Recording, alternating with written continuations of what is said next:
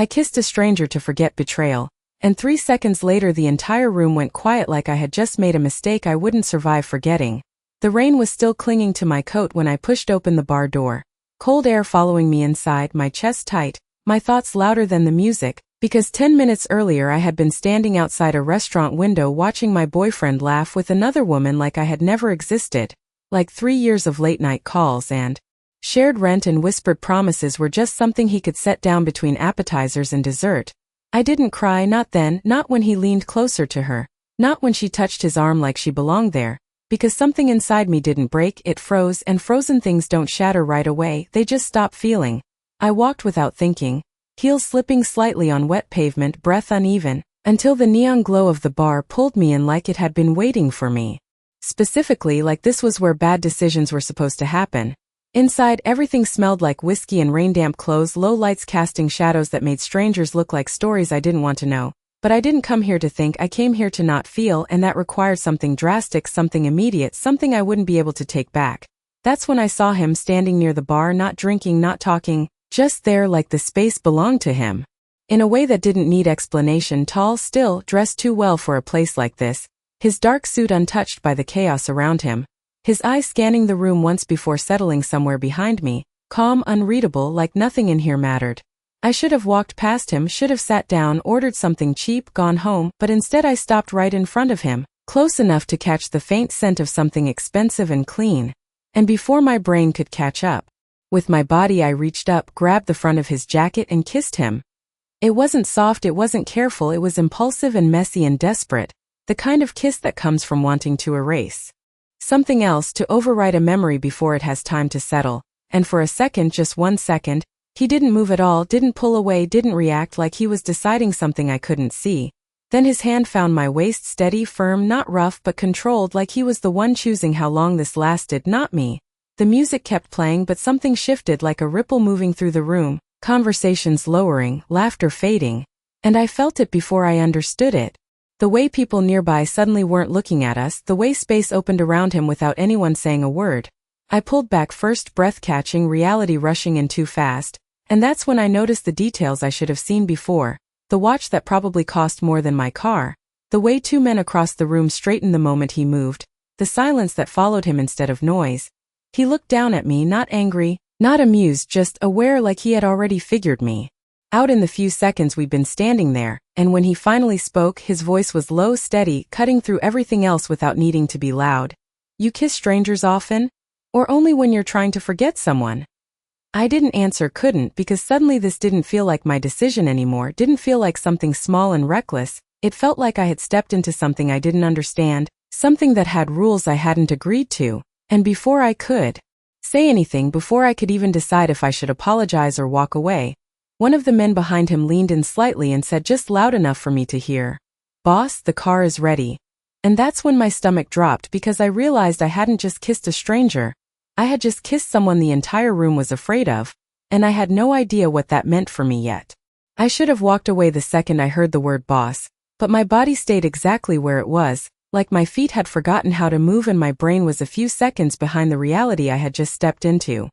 His hand was still resting lightly at my waist, not holding me there, not forcing anything, but the weight of it felt intentional, like he knew I would not leave unless he let me.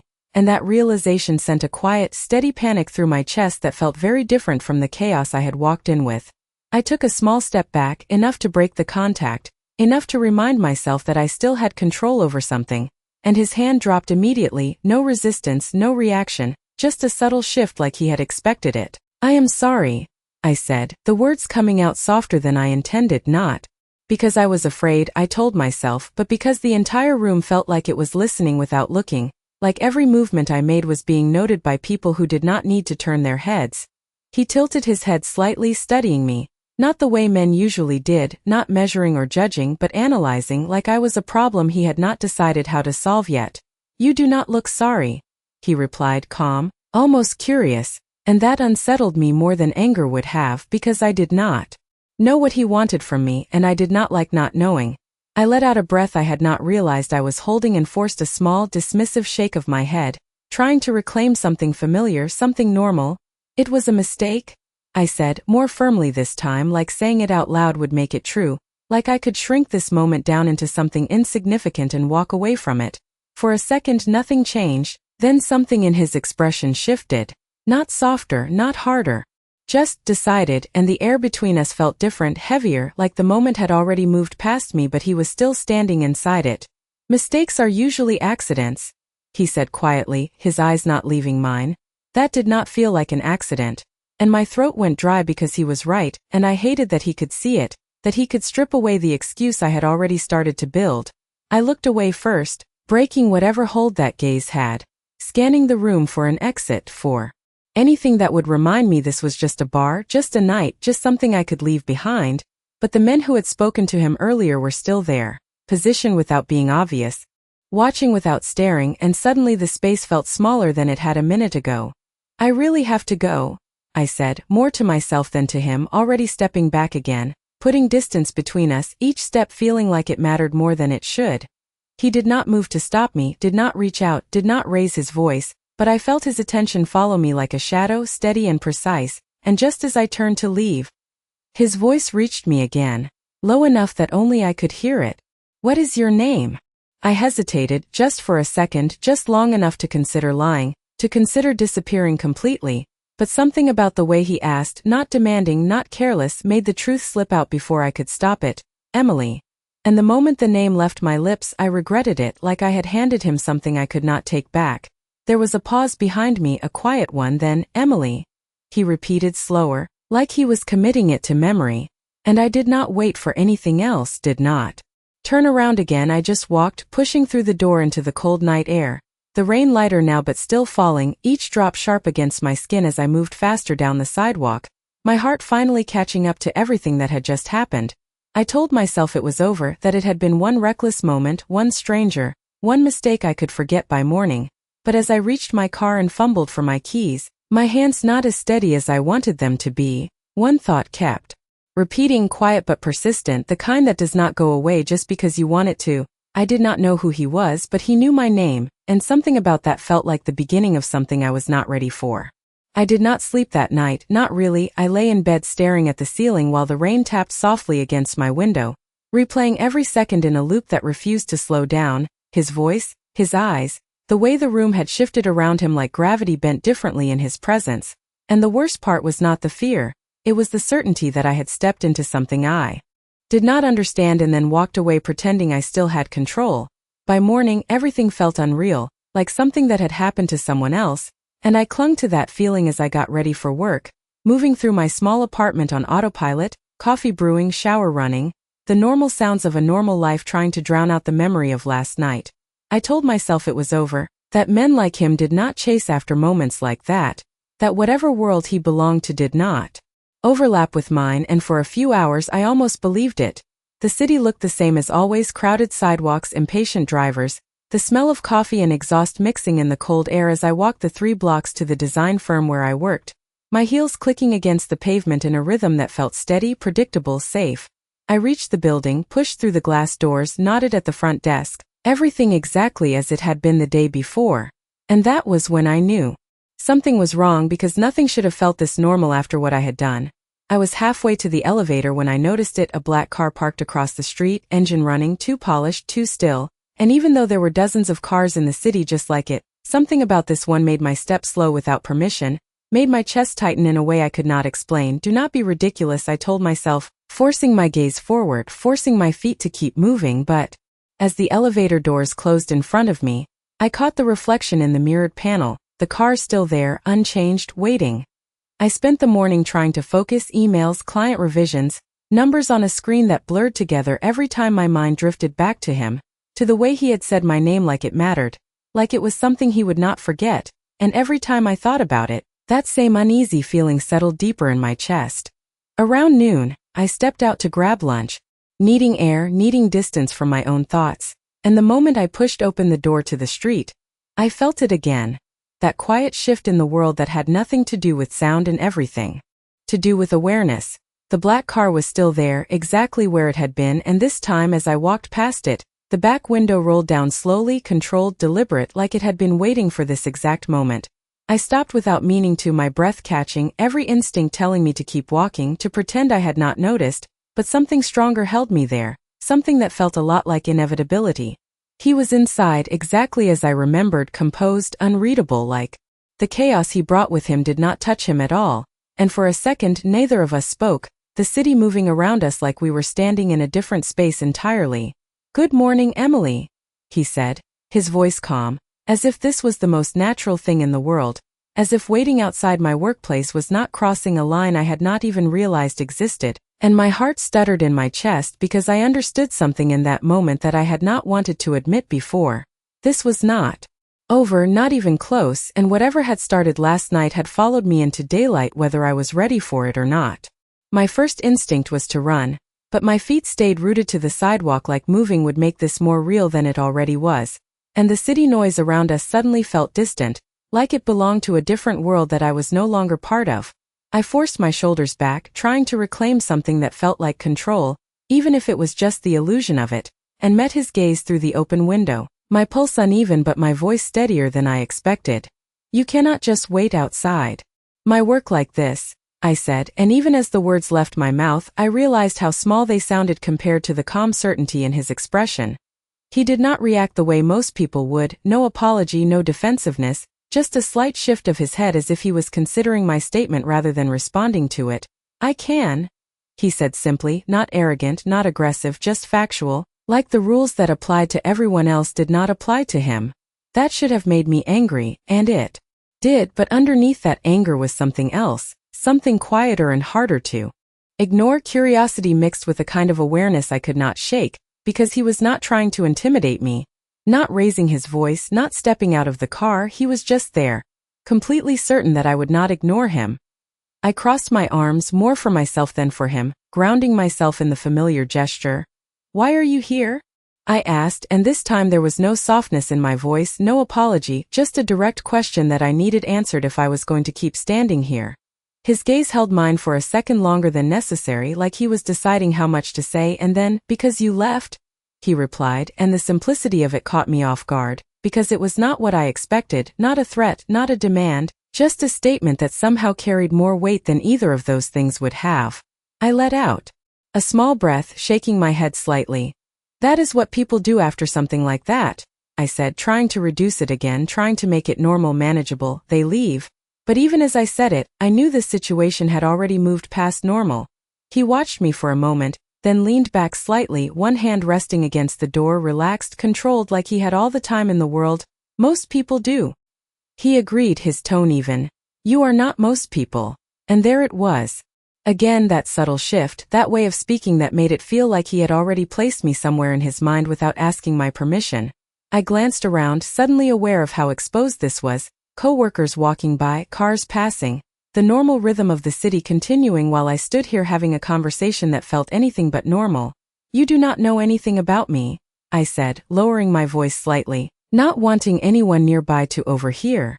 And for the first time something close to a smile touched his expression, not warm, not mocking, just knowing. "I know enough," he said, and my stomach tightened because I did not know what that meant, did not know how much was enough for someone like him.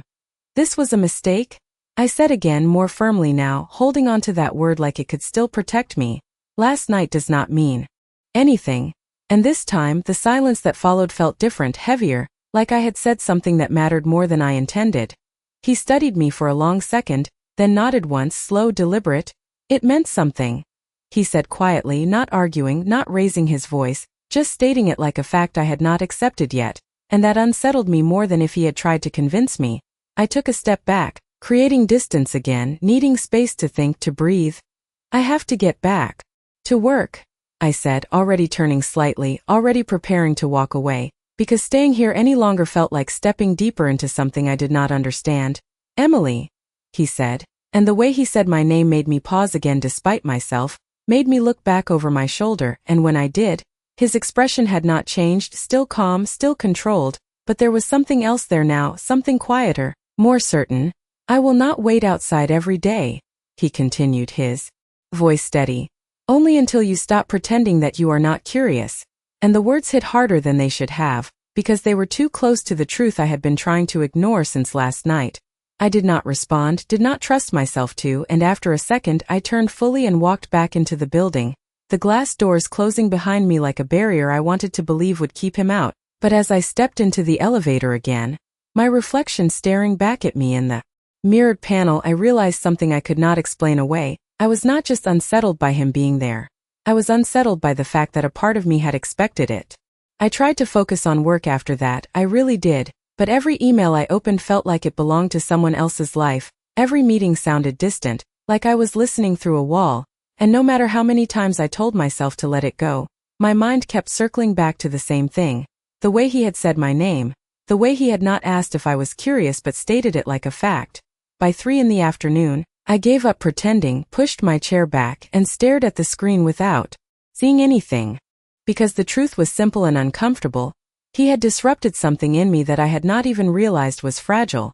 I left the office a little earlier than usual, telling myself I needed fresh air, that a walk would clear my head, but the moment I stepped outside, my eyes went straight to where the car had been parked before, and when I saw the empty space, something in my chest shifted, a strange mix of relief and something I did not want to name.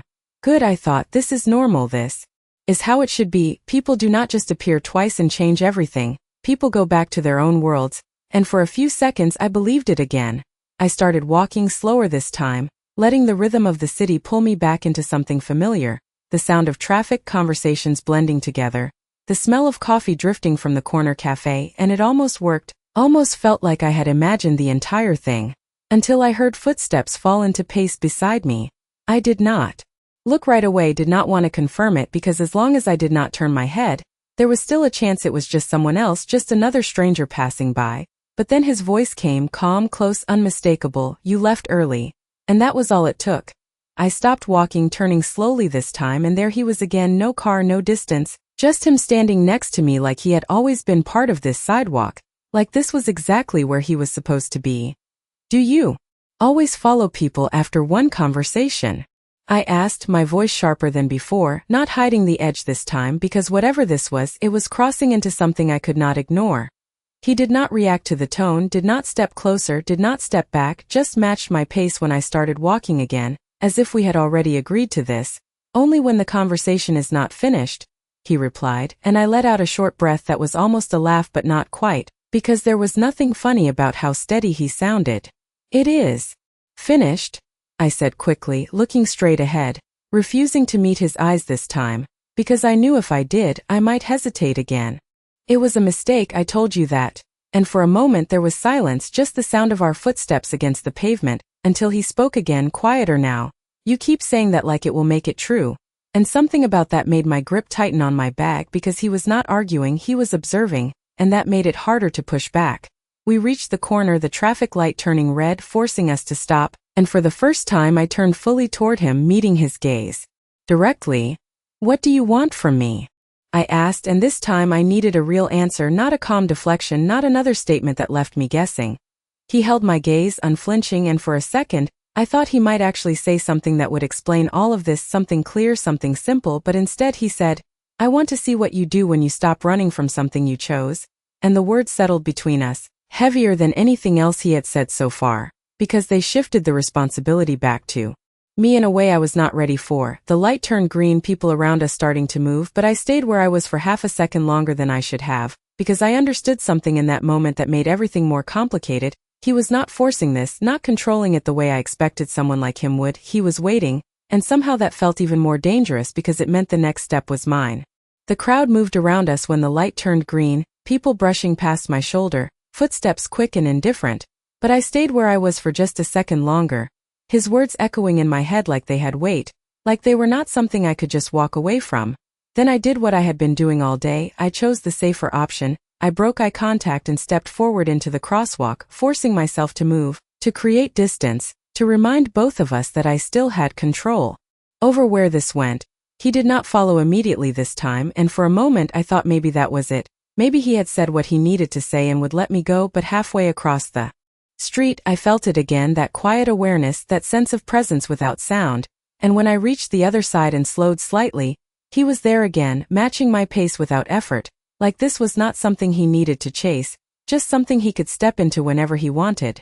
"You are very good at leaving," he said, his tone almost thoughtful, not accusing, not impressed, just observing. And I let out a breath that came out sharper than I intended. And you are very good at not taking a hint, I replied, turning my head just enough to meet his eyes for a second before looking forward again. Because holding his gaze too long felt like giving him something I was not ready to give. We walked in silence for a few steps, the city stretching out in front of us, familiar streets that suddenly felt like part of a different story, one I had not agreed to be in, and yet here I was, walking beside him like it was inevitable. You still have not answered my question, I said.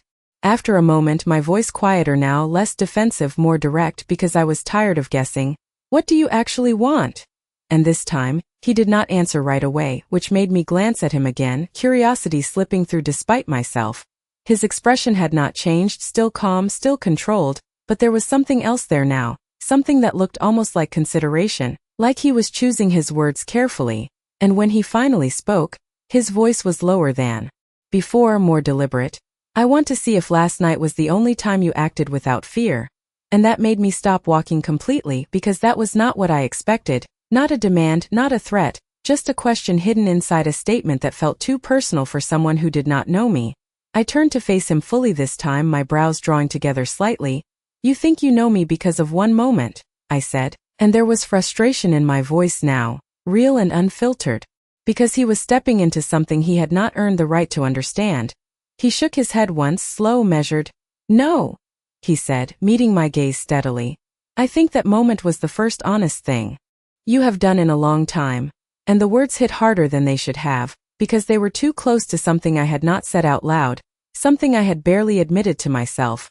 I looked away first, my chest tightening, because I did not like how easily he could see through the version of myself I had been holding together all day, the composed, controlled version that pretended everything was fine. You are wrong, I said, quieter now, but the certainty I wanted in my voice was not fully there, and I hated that he could probably hear it. There was a pause, not uncomfortable, just still, and then he stepped slightly closer, not enough to invade my space, but enough that I felt the shift in distance, the subtle change in the air between us. Then prove it, he said, and there was no challenge in his tone, no pressure, just a quiet certainty that made it feel like the decision was already waiting for me. I swallowed, my mind racing through every logical reason to walk away, to end this, to return to the version of my life that made sense, but none of those reasons felt as strong as they had a few minutes ago, and that unsettled me more than anything else. I took a small step back, creating space again, grounding myself in something physical, something I could control. I do not have anything to prove to you, I said, and this time my voice was steady because that part was true. I did not owe him anything, not answers, not explanations, not more of my time. He held my gaze for a second longer, then nodded once, accepting it without argument, which somehow made it harder to leave, because there was no resistance to push against, no conflict to justify my exit. You are right, he said calmly, stepping back himself now, restoring the distance I had created. You do not owe me anything. And for a brief second I felt relief, like maybe this was the end of it, like maybe he would finally walk away. Then he added, just as evenly, but you owe yourself the truth. And that was the moment I realized this was not about him anymore, not entirely, because whatever this was, whatever had started with one impulsive decision, it had already begun to pull at something deeper, something I could not ignore, no matter how much I wanted to pretend I could. I stood there for a moment after he said it, the city moving around me like nothing had changed, like people were not brushing past us, like cars were not passing just a few feet away, like the world had not tilted slightly in a way I could not quite correct. And I hated how quiet my thoughts had become, how his words had settled in a place I could not easily push them out of. The truth, I repeated under my breath, more to myself than to him, because I was trying to understand what he thought. He saw what he thought he knew, and why it bothered me so much that part of me feared he might be right. I looked up at him again, really looked this time, not just at the surface, not just the controlled posture or the expensive details, but at the way he stood so still in the middle of a moving world, like nothing could rush him, like he did not need to chase anything because it would eventually come to him, and that realization should have made me step away faster, should have made me put distance between us before I got pulled further into whatever this was. Instead, I asked the one question I had not meant to ask. What makes you so sure I am running? And the second it left my mouth, I knew I had given him exactly what he wanted, not control but engagement, and there was a difference, a dangerous one.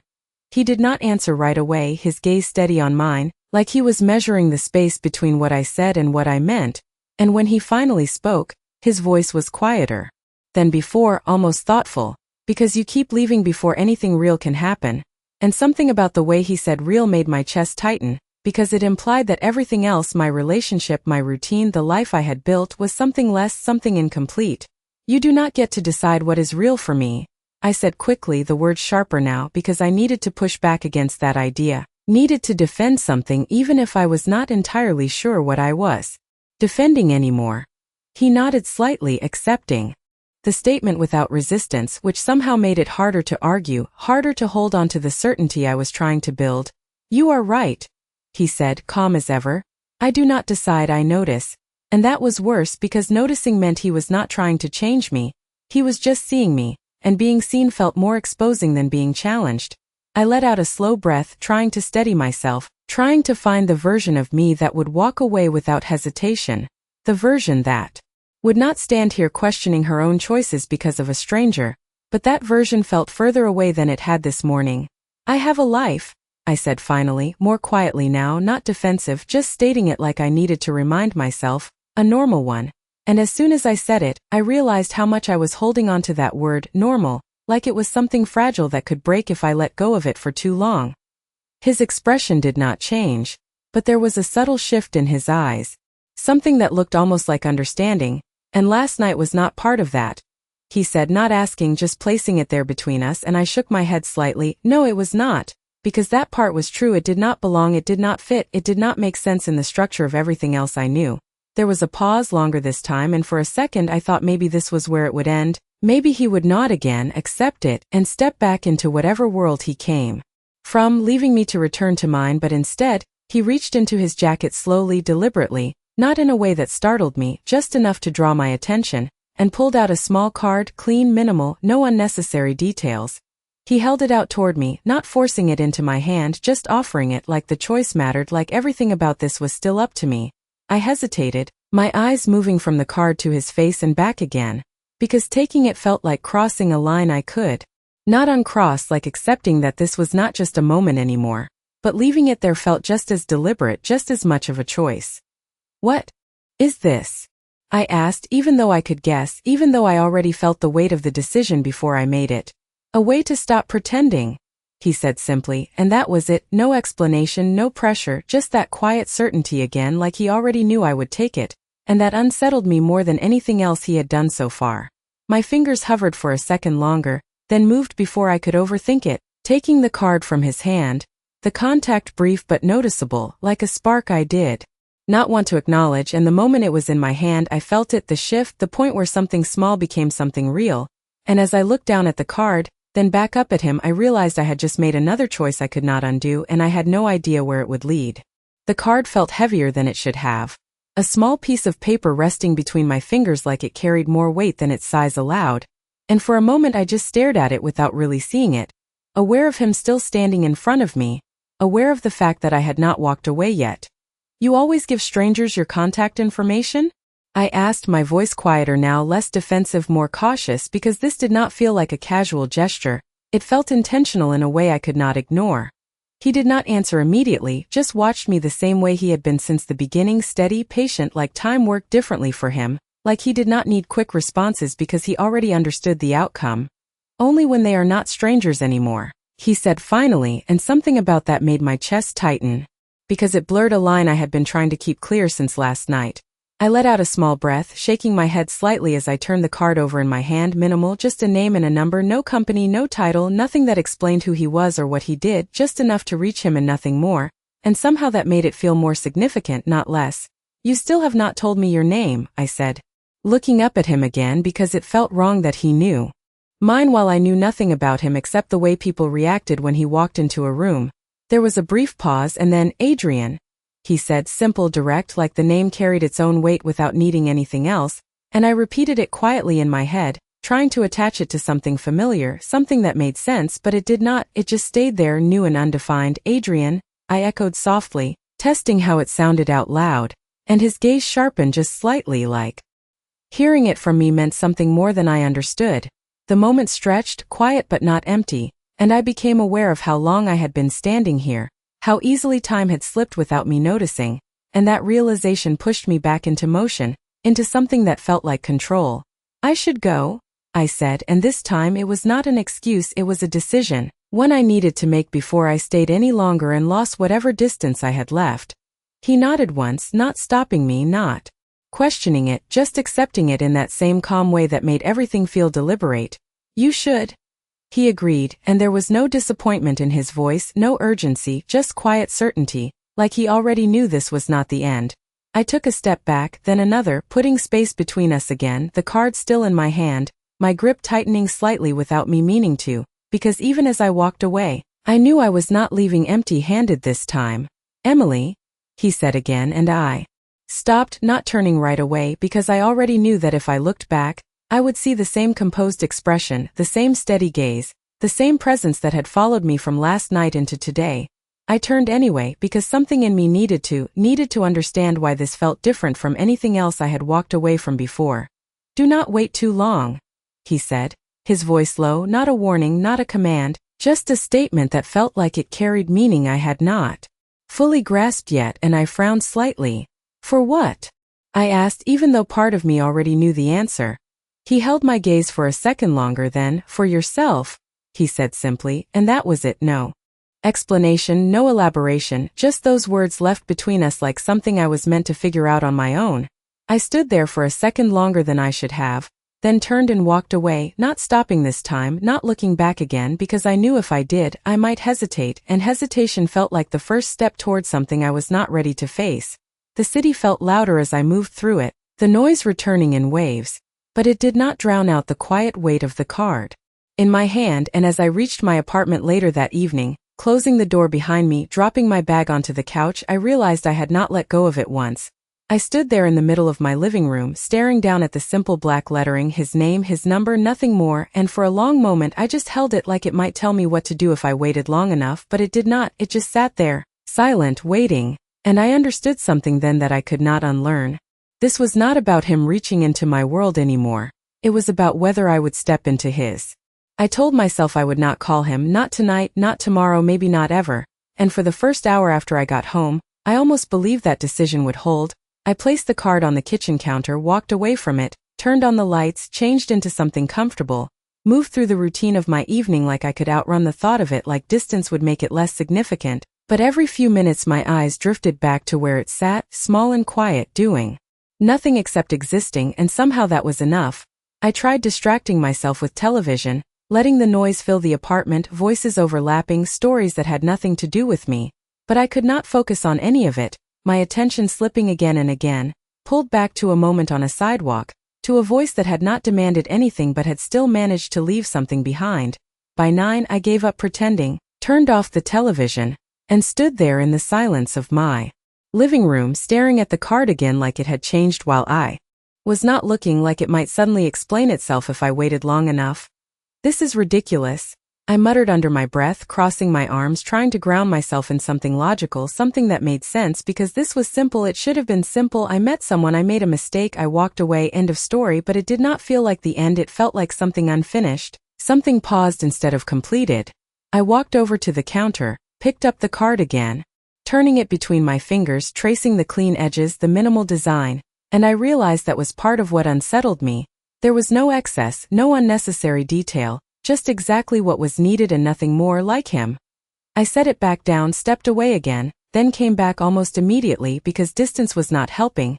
It was just stretching the moment out longer than it needed to be. You do not need this, I said quietly, as if saying it out loud would make it easier to believe, but even as the words left my mouth, my hand reached for my phone, almost without thinking, almost like the decision had already been made somewhere deeper than conscious thought. I stared at the screen for a long second, the number not even saved, just existing on that card, waiting to be used or ignored, and my thumb hovered over the keypad as every reason not to do this ran through my mind. He was a stranger. He was clearly connected to something I did not understand. He had already crossed lines that should have made me walk away faster, and yet none of those reasons felt strong enough to stop me completely. I exhaled slowly, my chest tight in a way that had nothing to do with fear and everything to do with uncertainty. And before I could overthink it, before I could build another wall of logic to hide behind, I typed in the number exactly as it appeared, each digit deliberate, each second stretching longer than it should have. I paused before hitting call, my reflection, faintly visible in the dark screen, and for a moment I saw it clearly, the choice in front of me, not about him, not entirely, but about whether I was willing to step outside the version of my life that had felt safe but suddenly seemed smaller than it had yesterday.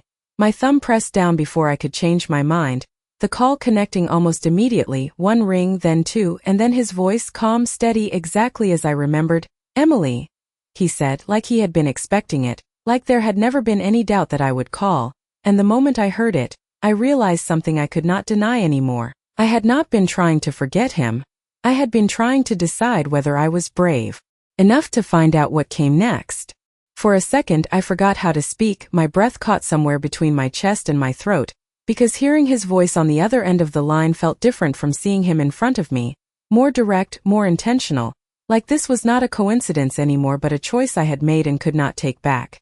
"You sound very sure of yourself," I said finally, forcing my voice to stay steady, even though my heart had not quite caught up yet, and there was a faint pause on the line, not hesitation, just space, like he was allowing me to settle into the moment rather than filling it for me. "I am," he replied simply, and there was something in the way he said it that made it hard to argue, not because it was arrogant, but because it felt grounded, like certainty was something he carried naturally. I walked slowly across my apartment, phone pressed to my ear, my free hand brushing lightly against the edge of the kitchen counter, as if I needed something solid to hold on to while everything else felt less defined. "So what now?" I asked, the question coming out quieter than I intended, because I realized I did not have a plan. I had not thought past the moment of calling him, and now that I was here, I did not know what the next step was supposed to be. There was a brief silence again, then, "Now you decide if you want to meet me," he said, calm, direct, no pressure in his tone, but something about the simplicity of it made it feel more significant, like the weight of the decision was entirely mine. I let out a slow breath, glancing toward the window where the city lights reflected faintly against the glass, familiar and distant at the same time. "You are asking a lot for someone you met once," I said, trying to bring logic back into the conversation, trying to remind myself that this was not normal, that people did not just step into each other's lives like this without reason. "I am asking you to be honest about what you want," he replied, and the words landed quietly but firmly, like he had shifted the focus again, away from him and back to me, where it felt harder to avoid. I leaned against the counter, closing my eyes for a second because I could feel it, the hesitation, the curiosity, the part of me that wanted to understand why this felt different from anything else I had experienced, and the part that wanted to walk away before it became something I could not control. "And what if I say no?" I asked, opening my eyes again, staring at nothing in particular, just needing to hear it out loud, needing to know what that choice would look like. There was no immediate answer, just a quiet moment that stretched long enough for me to notice it, and then you go back to your life," he said, his voice even unchanged, "and I do not follow you again." And that should have been reassuring, it should have made the decision easier, but instead, it made something in my chest tighten in a way I did not expect, because it sounded final, like a door closing before I had even decided if I wanted to walk through it. I shifted slightly, my grip on the phone tightening just a little. "And if I say yes?" I asked, and this time the question came without hesitation because I needed to know both sides, needed to understand what I was stepping into if I chose it. There was a subtle change on the other end of the line, not in his tone, but in the way the silence held for a fraction of a second longer, like the answer mattered in a different way. "Then you meet me for dinner," he said, simple, clear, "somewhere you feel comfortable." And that caught me off guard because it was not what I expected. Not a demand, not a place I had never heard of, just a normal suggestion placed inside an abnormal situation. I let out a small breath that almost sounded like a laugh, shaking my head slightly even though he could not see it. "Dinner?" I repeated, like saying it out loud would make it sound less complicated than it felt, and for a moment I stood there, caught between two versions of myself, the one that would hang up right now and forget this ever happened, and the one that had already taken too many steps forward to pretend it was just a mistake. I looked down at my reflection faintly visible on the dark screen of the microwave, and I realized something I had been avoiding all night. I had already made the decision the moment I dialed his number. Everything after this was just me catching up to it. "Tomorrow," I said finally, my voice steady now, the hesitation gone in a way that surprised even me. "Dinner tomorrow?" And there was no rush of emotion after I said it, no immediate regret, just a quiet shift, like something had settled into place. On the other end of the line, he did not sound surprised, did not question it, just accepted it the same way he accepted everything else. 7, he said. I will send you the address. And I nodded even though he could not see it. Okay, I replied, and for a second neither of us spoke, the silence no longer uncertain but deliberate, like both of us understood that something had just begun without needing to say it out loud. Emily, he said once more before the call ended. And there was something different in the way he said it. This time something quieter, more certain. Do not change your mind. And I should have told him that I could, that I still had that option, that nothing was final until I showed up, but instead I found myself saying, I will not. And the moment the words left my mouth I realized they were not for him, they were for me. I did not sleep much that night, not because I regretted saying yes, but because my mind refused to stay still, every quiet moment filling with questions I could not answer and possibilities I could not fully understand. And by morning, I felt the weight of what I had agreed to settle into something more real than it had been the night before. I stood in front of my closet longer than usual, my fingers brushing past clothes I had worn 100 times without thinking, but tonight felt different, not because it was a date, but because it was not just a date, it was a step into something unknown, something I could not define yet, and that made every small decision feel more significant than it should have.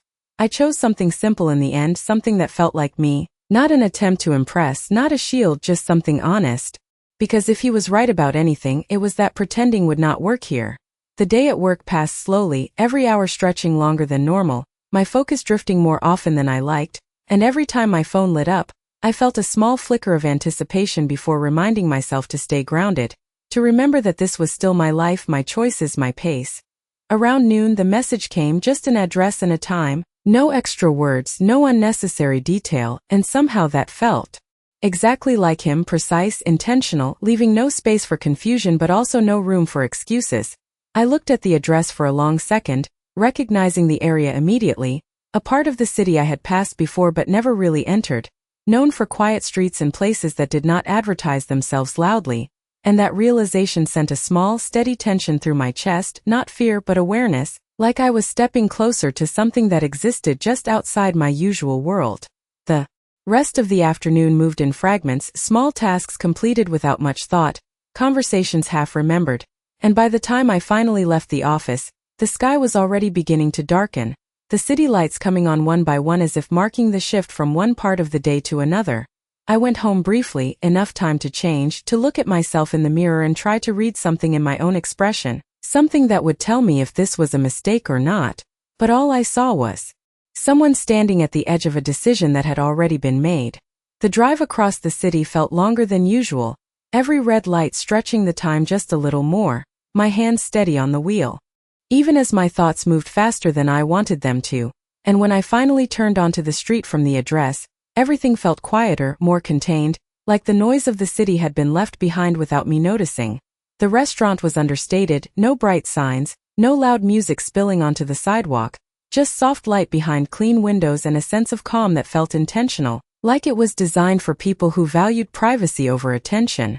I parked a short distance away, sitting in the car for a moment longer than necessary, my hands resting in my lap as I let the silence settle, because this was the last moment before everything shifted from anticipation into reality.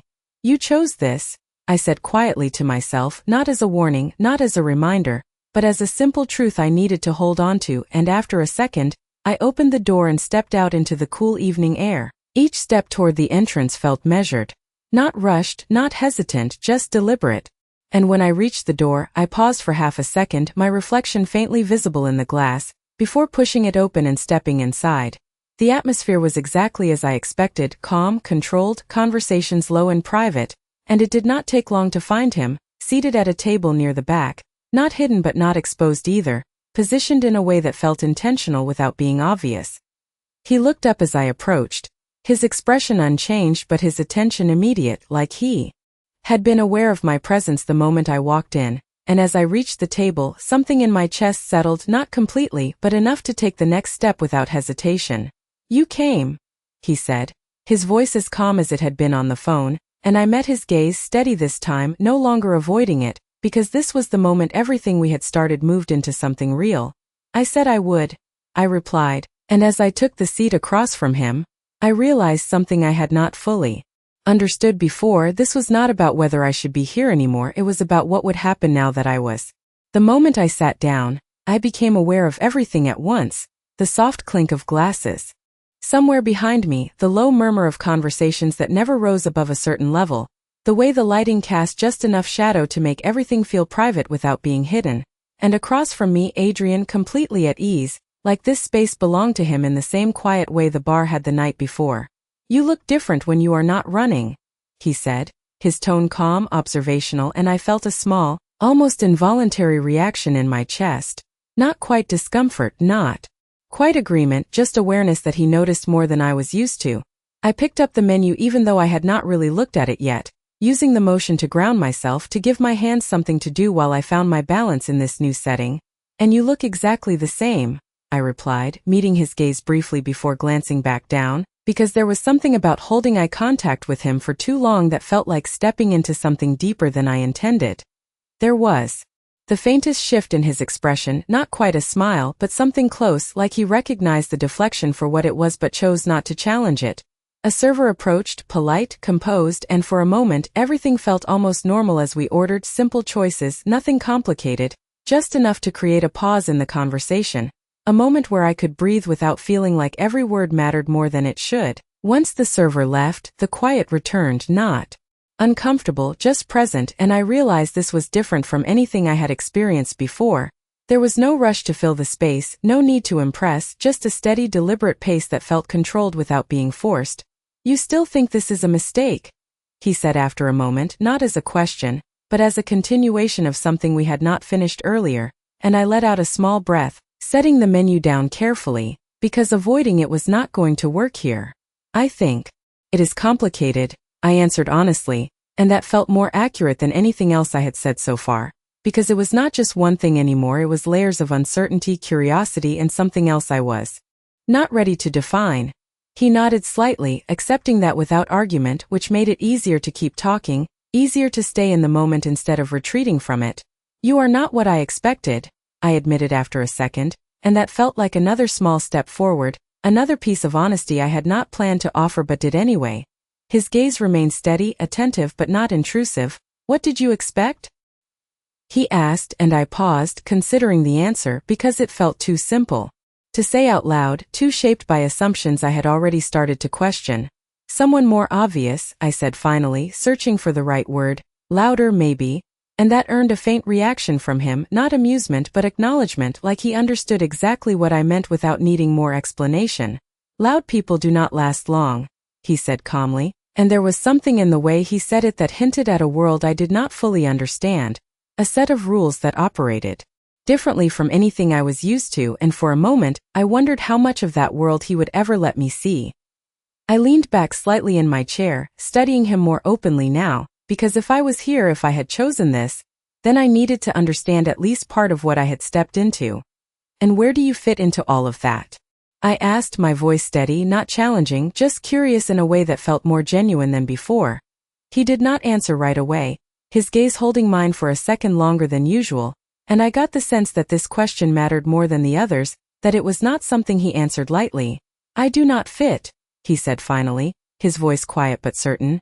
"I make space." And the words settled between us in a way that felt significant, like they carried more meaning than I could fully grasp yet, and for the first time since I sat down, I felt something shift inside me, not hesitation, not doubt but recognition, like I was starting to see the outline of something I had only sensed before. The server returned with drinks, placing them carefully on the table, and as I reached for mine, my fingers brushing lightly against the cool glass, I realized something that changed the way the moment felt. This was not just a dinner anymore. It was the beginning of understanding what kind of world he lived in, and more importantly, what kind of person I would become if I chose to stay in it. There was a moment during dinner when everything else faded into the background, not because the room had gone quiet, but because my attention had narrowed to something much smaller and much more dangerous, the space between what I knew and what I was beginning to understand. And sitting across from him, I realized that this was no longer about curiosity alone, it was about choice. We talked about simple things at first, where I worked, what I studied, the kind of life I had built piece by piece without realizing how predictable it had become, and he listened in a way that made every word feel intentional, Like he was not just hearing me but placing each detail somewhere it mattered. And when I asked about him, he did not deflect, but he did not reveal everything either, offering just enough to keep the conversation moving. Enough to show me that there was more beneath the surface without handing it to me all at once. "You like control," I said at one point, the observation slipping out before I filtered it, and he did not deny it, did not soften it, just met my gaze with that same steady calm. "I like clarity," he corrected, and I understood then that for him, control was not about force, it was about knowing exactly where everything stood, something I had been avoiding in my own life without realizing it. The food came and went almost unnoticed, the conversation carrying more weight than anything placed in front of us, and somewhere between the quiet pauses and the steady rhythm of his voice I felt it again, that shift, the one that had started the night I kissed him. But this time it was clearer, more defined, like I could finally see the shape of it instead of just feeling it. "Why me?" I asked eventually, the question that had been sitting beneath everything else finally finding its way out, and for the first time that night, he did not answer immediately, his gaze holding mine in a way that felt more deliberate than before, like this was the part that mattered.